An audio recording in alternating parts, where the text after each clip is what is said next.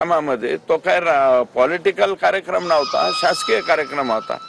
तर मनोज दादांचा जर काही गैरसमज झाला असेल तर मी जाऊन भेटेल, त्यांना सांगेल। आज भेटणार आता वेळ दिली तर ना। आता मी इथून निघणार आहे, जर इथून निघणार आहे त्यांनी परवानगी दिली तर मी त्यांना भेटायला जाईल। आणि धनंजय देशमुखच्या बाबतीत सुद्धा आज काही वेगळी घटना घडलेली आहे। काही लोकांनी म्हणजे आमच्या संतोषच्या पत्नीची ऑर्डर का काहीतरी देण्याचा प्रयत्न केलाय। ते एक सकाळपासून फिरतंय, माझ्याकडे कॉपी आली, परंतु मी धनंजयशी त्याच्या बाबत न बोलल्यामुळं, नाही धनंजय देशमुख म्हणजे आमच्या संतोष देशमुखच्या पत्नीला काहीतरी ऑर्डर देतो अशा प्रकारचे काही लोकांनी केलंय असं माझ्या कानावर आलंय। नोकरीला लावतो म्हणून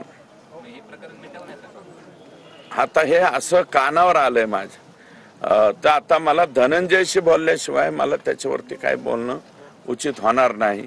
परंतु असं काहीतरी काय म्हणतो त्याला आपण, हे दाखवायचं प्रलोभन, हे जे काही कोणी केला असेल उद्योग प्रलोभन दाखवण्याचा तो करू नये।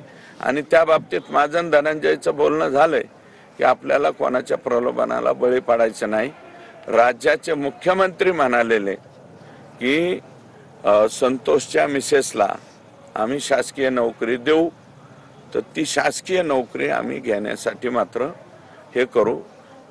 म्हणजे ते यांच्या संतोष देशमुखांच्या पत्नीच्या बाबतीतही आणि सूर्यवंशीच्या बाबतीतही त्यांनी ते स्टेटमेंट केलेलं आहे। वाकोडे साहेबांच्या मुलाच्या बाबतीतही स्टेटमेंट केलं आहे। मला पूर्ण माहिती नाही, आता मी गाडीत बसल्याच्या नंतर बोलेल। आणि मला असं कळलंय की आम्हीच दाखवण्याचा प्रयत्न केलाय। ओके, तर मुंडेंसोबत भेट झाली, पण आमचा लढा सुरूच राहणार आहे। 15 ते 20 दिवसांपूर्वी ही भेट झालेली होती। बावनकुळे यांच्या घरी गेलो होतो आणि तिथे मुंडे आले होते असं सुरेश धस यांनी म्हटलंय।